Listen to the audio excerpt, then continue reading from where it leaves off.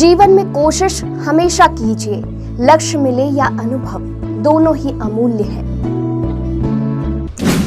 31 जुलाई 1995 को दिल्ली के संचार भवन में बैठे तब के दूरसंचार मंत्री सुखराम ने कोलकाता की राइटर्स बिल्डिंग में बैठी पश्चिम बंगाल की मुख्यमंत्री ज्योति बसु को फोन लगाया।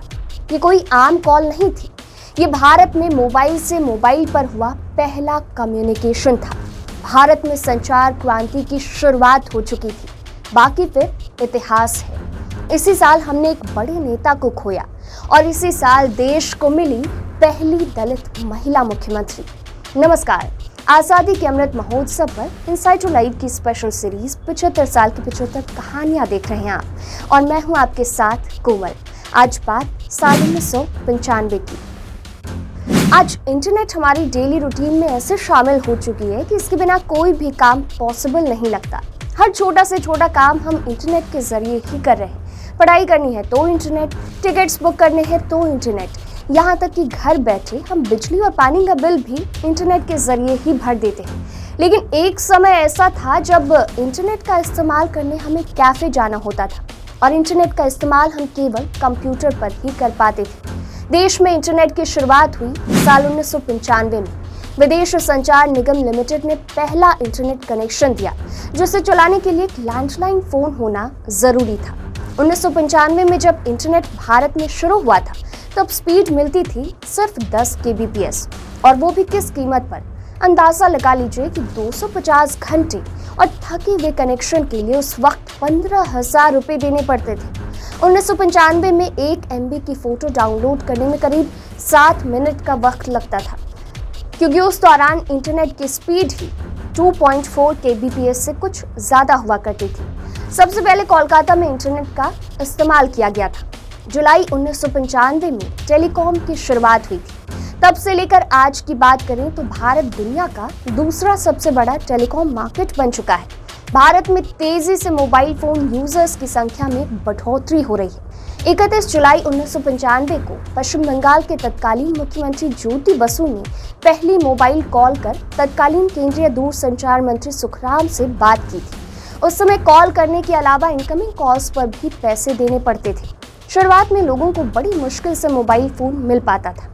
इसका कारण था कि ये बहुत महंगे होते थे और केवल बड़े शहरों में ही मोबाइल कॉल की सुविधा उपलब्ध थी। लेकिन तकनीकी विकास और टेलीकॉम सेक्टर में निजी कंपनियों के आने के बाद मोबाइल से कॉल करने बेहद सस्ते हो गए। आज इनकमिंग कॉल पूरी तरह से फ्री है, जबकि आउटगोइंग कॉल के लिए भी बहुत कम ही पैसे देने पड़ते हैं। 1995 के जून की एक रात को एक लड़की गेस्ट हाउस के एक कमरे में बंद कर दी जाती है। बाहर से रेप करने की धमकी मिलती है, गालियां तो खैरात में। अंधेरे कमरे में थरथराती लड़की सबको फोन करती है। 24 घंटे बाद वो लड़की यूपी की मुख्यमंत्री बन जाती है। ये लड़की मायावती थी। बात 2 जून 1995 की है। प्रदेश में सपा बसपा गठबंधन की सरकार थी। बसपा गठबंधन तोड़ने के लिए स्टेट गेस्ट हाउस में बैठक कर रही थी। तभी सपा के विधायक और समर्थक पहुंच गए। उन्होंने मारपीट शुरू कर दी। बसपा विधायकों को उठाकर गाड़ियों में भरने लगे। मायावती के साथ बदसलूकी की। मायावती ने खुद को एक कमरे में बंद कर लिया। 4 घंटे बाद जब कमरा खुला तब यूपी की राजनीति के माथे पर गेस्ट हाउस कांड नाम का एक ऐसा कलंक लग चुका था जो आज तक मिट नहीं सका। इस पूरी कहानी की शुरुआत होती है 6 दिसंबर 1992 से, जब विवादित ढांचा गिरा तो केंद्र सरकार ने कल्याण सिंह सरकार को बर्खास्त कर दिया। 1993 में चुनाव हुए। बीजेपी की लोकप्रियता से वाकिफ सपा और बसपा के नेताओं ने तय किया कि साथ चुनाव लड़ेंगे। मुलायम सिंह ने 256 सीटों पर प्रत्याशी उतारे, 109 जीत गए। काशीराम ने 164 उतारे, उसमें 67 जीत गए। बीजेपी के खाते में 177 सीटें आई थी, जो 212 के बहुमत के आंकड़ों से दूर थी। उस वक्त यूपी उत्तराखंड एक थे और सीटों की संख्या 422 थी। 4 दिसंबर 1993 उत्तर प्रदेश की राजधानी लखनऊ में नए मुख्यमंत्री की शपथ का कार्यक्रम चल रहा था। मुख्यमंत्री के समर्थक नारे लगा रहे थे, मिल गए मुलायम काशीराम, हवा में उड़ गए जय श्री राम। शपथ लेने वाले मुख्यमंत्री का नाम था मुलायम सिंह यादव।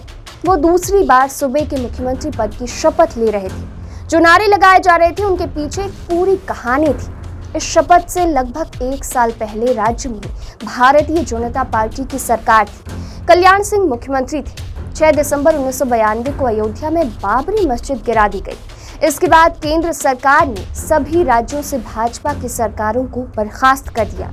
1991 के विधानसभा चुनाव में भाजपा राम मंदिर के नाम पर ही चुनाव जीतकर आई थी। 1991 के चुनाव में मुलायम सिंह यादव चंद्रशेखर की पार्टी में थे। 1992 में उससे अलग होकर उन्होंने समाजवादी पार्टी बना ली। 1984 में दलित नेता कांशीराम ने बहुजन समाज पार्टी बनाई थी। कांशीराम उत्तर प्रदेश में दलितों के सर्वमान्य नेता के रूप में स्थापित हो गए थे। बाबरी मस्जिद टूटने के बाद भारत में अलग अलग जगहों पर दंगे हुए। इनसे ध्रुवीकरण का माहौल बन गया। नवंबर 1993 में उत्तर प्रदेश में विधानसभा चुनाव में सपा और बसपा ने गठबंधन कर उतरने का फैसला किया।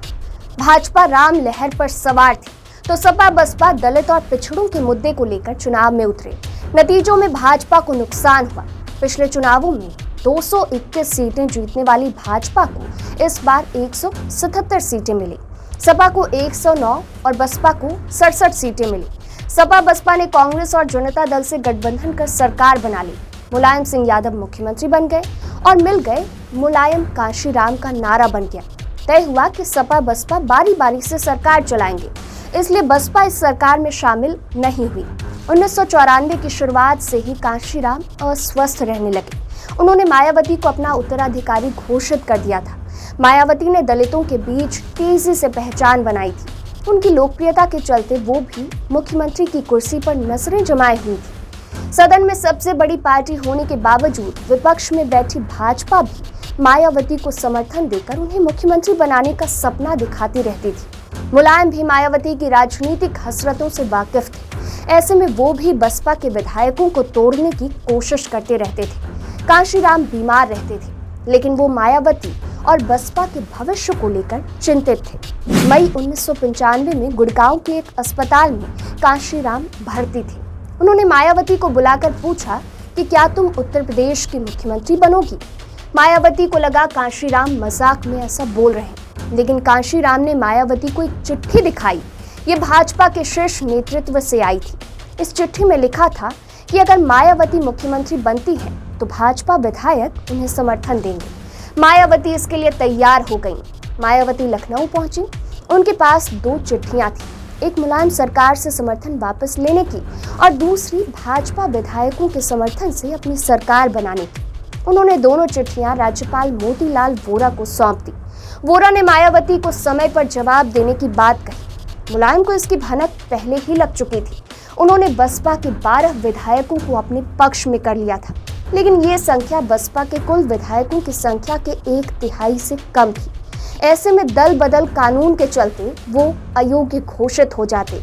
वहीं मायावती समर्थन वापसी के बाद लखनऊ के स्टेट गेस्ट हाउस में 2 जून 1995 को बसपा नेताओं के साथ मीटिंग कर रही थी। तभी इस गेस्ट हाउस को सपा के कार्यकर्ताओं ने घेर लिया। वहां मौजूद बसपा कार्यकर्ताओं से मारपीट शुरू की। ये सपा कार्यकर्ता मायावती को भद्दी गालियां दे रहे थे। मायावती समझ गईं कि ये उनकी जान लेने की कोशिश हो सकती है। ऐसे में वो एक कमरे में छिप गईं। उनके साथ में उनके कुछ समर्थक भी थे। वहां से उन्होंने उत्तर प्रदेश पुलिस के बड़े अधिकारियों को फोन किए, लेकिन किसी ने बात नहीं की। कुछ लोग कहते हैं कि सपा के कुछ कार्यकर्ता उस कमरे के दरवाजे तोड़ते हुए घुस आए थे और उन्होंने मायावती के साथ मारपीट की। तब भाजपा के एक विधायक ब्रह्मदत्त द्विवेदी ने वहां पहुंचकर मायावती की जान बचाई, लेकिन किसी जांच रिपोर्ट में इसकी पुष्टि नहीं हुई। इस गेस्ट हाउस कांड की जांच करने वाली रमेश चंद्र समिति के मुताबिक 2 जून की शाम तक सपा के कार्यकर्ता वहीं जमे रहे और वे मायावती को धमका रहे थे। मायावती गेस्ट हाउस के अंदर थीं। राज्यपाल को जब इसकी खबर लगी तो इन्होंने लखनऊ के कलेक्टर और सिटी एसपी को तुरंत गेस्ट हाउस भेजा। वहां ज्यादा पुलिस फोर्स भेजी गई। तब जाकर मायावती को स्टेट गेस्ट हाउस से बाहर निकाला गया। राज्यपाल ने मुलायम सिंह सरकार को बर्खास्त कर दिया। राज्यपाल मोतीलाल वोरा ने अगले दिन 3 जून को मायावती को राज्य के मुख्यमंत्री पद की शपथ दिला दी। 20 जून को विधानसभा का सत्र बुलाया गया। एक हंगामेदार सत्र के बाद नए स्पीकर का चुनाव हुआ और मायावती ने बहुमत साबित कर दिया। मायावती ने मुख्यमंत्री बनने के बाद स्टेट गेस्ट हाउस कांड की जांच के लिए कमेटी बनाई। इस कमेटी ने मुलायम सिंह यादव समेत 74 लोगों को इसके लिए दोषी माना। इस गेस्ट हाउस कांड के बाद से सपा और बसपा में दूरियां बन गई। कभी मुलायम और मायावती को एक साथ या एक दूसरे का नाम लेते हुए नहीं देखा गया। मायावती मुलायम सिंह यादव की सरकार को गुंडों की सरकार कहती थी। चुनाव में इसके लिए बसपा ने अपना एक नारा भी बनाया था। ये नारा था, चढ़ गुंडों की छाती पर, मोहर लगेगी हाथी पर। हालांकि 2019 में सपा और बसपा एक साथ एक मंच पर आई भी। भारत के चौथे प्रधानमंत्री मोरारजी देसाई का 10 अप्रैल 1995 को देहांत हो गया। भारतीय राजनीति में मोरारजी देसाई का नाम उन नेताओं में शुमार है जो जिद्दी होने के साथ साथ हठी भी थे। वो किसी की बात सुनते नहीं थे, लेकिन अपने इरादों के पक्के थे। शुरू से ही उन्हें प्रधानमंत्री बनना था और कहीं ना कहीं उनका अपना रवैया ही उनके आड़े आता रहा। हर बार अपनी दावेदारी उन्होंने खुद पेश की। नेहरू के निधन के बाद उन्होंने प्रधानमंत्री पद के लिए सबसे पहले अपना नाम आगे बढ़ाया। जयप्रकाश नारायण को भ्रमित और इंदिरा गांधी को लिटिल गर्ल बताते हुए वो लाल बहादुर शास्त्री के खिलाफ भी खड़े हुए, लेकिन पीएम पद नहीं मिला। शास्त्री के निधन के बाद भी स्थितियां ऐसी ही थी। उनका हारना तय था, लेकिन फिर भी वो पीछे नहीं हटे। उन्हें हमेशा लगता था कि उनकी काबिलियत के बावजूद उन्हें जानबूझकर पीएम नहीं बनाया जा रहा। 1967 में भी उन्हें मनाना बहुत मुश्किल रहा।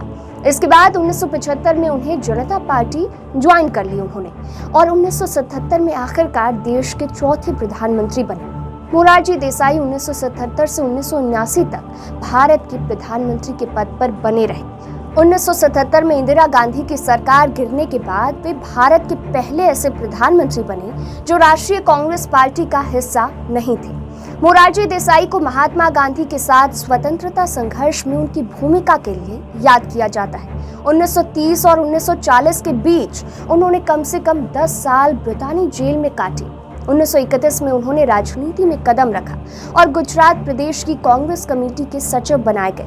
1952 में वो बंबई के मुख्यमंत्री बने। 1957 से 1980 तक वो सूरत लोकसभा सीट से सांसद रहे।